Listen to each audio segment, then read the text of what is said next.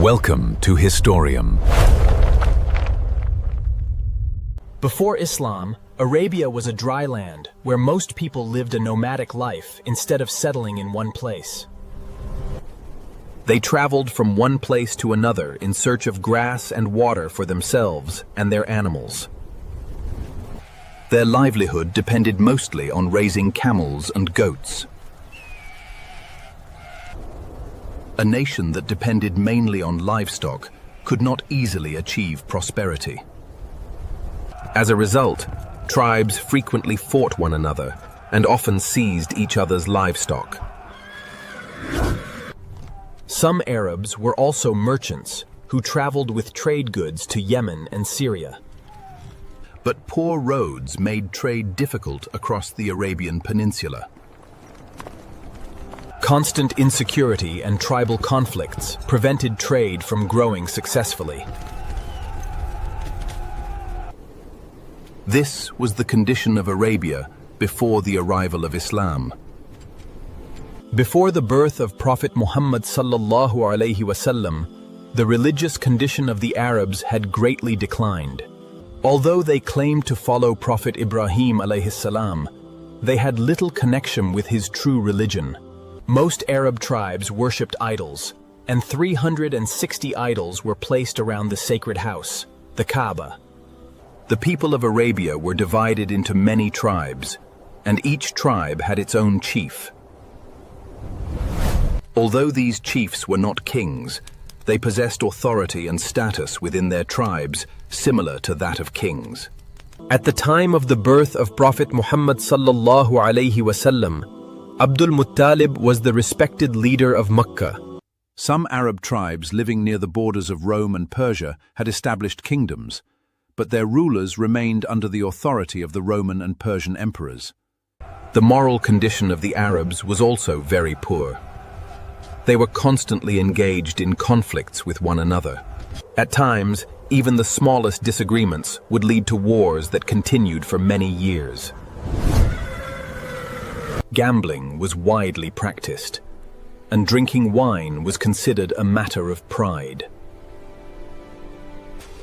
In some families, the custom of burying infant girls alive also existed. Yet they also possessed admirable qualities. They were brave, true to their word, and were known for hospitality and generosity. Historians have classified the people of Arabia, who are descendants of Sam, the son of Prophet Noah alayhi salam, into three major groups.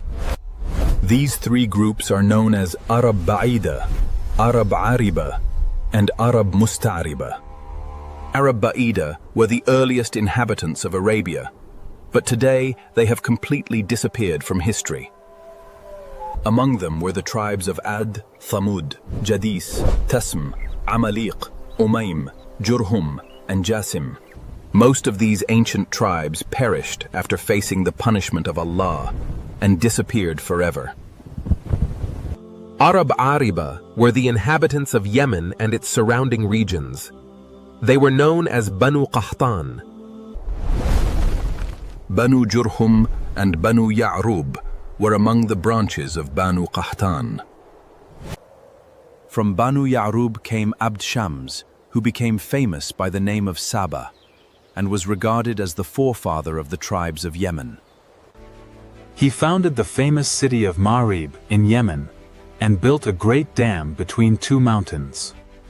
The water from many springs collected behind the dam and was used to irrigate fields and gardens on higher land.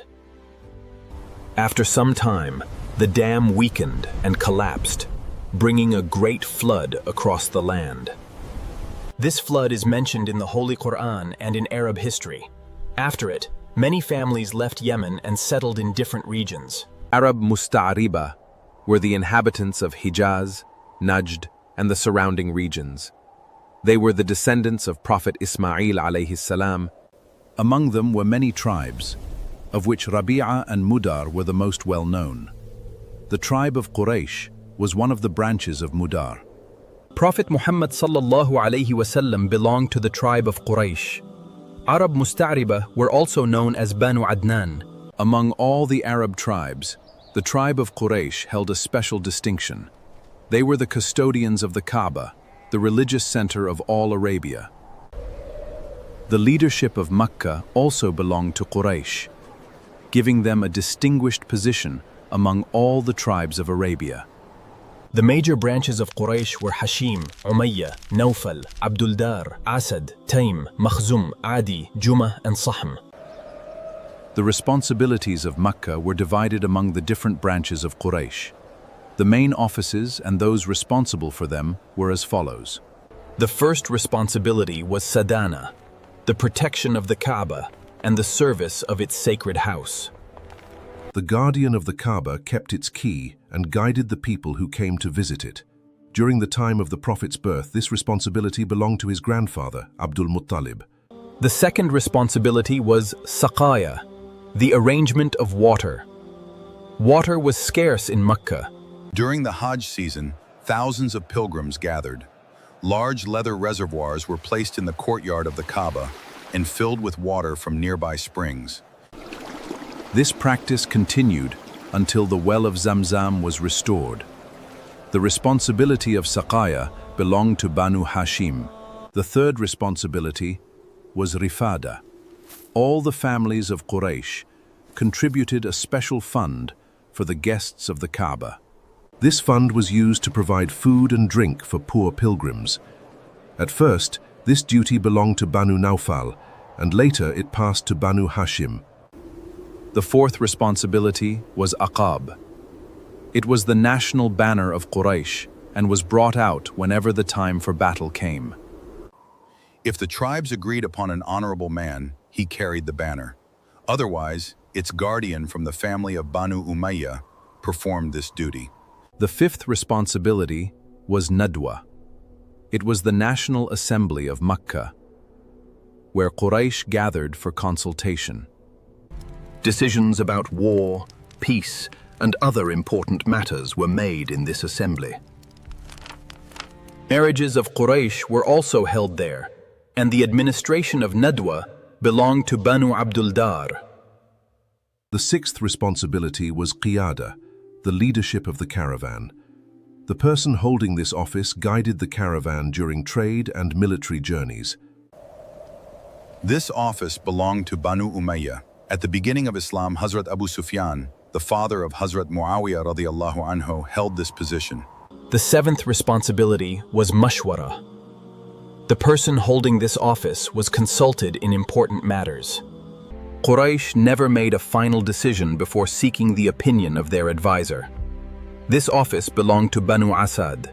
The eighth responsibility was Qubbah. Whenever the people of Makkah prepared for battle, a special tent was erected.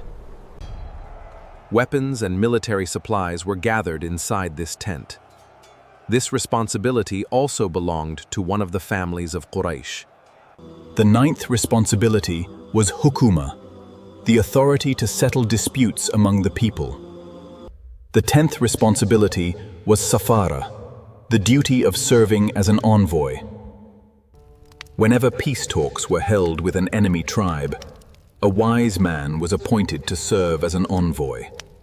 At the beginning of Islam, the last envoy of Quraysh was Hazrat Umar ibn Khattab radiyallahu anhu. From these responsibilities, it becomes clear that Quraysh was the most honored tribe among all the Arabs.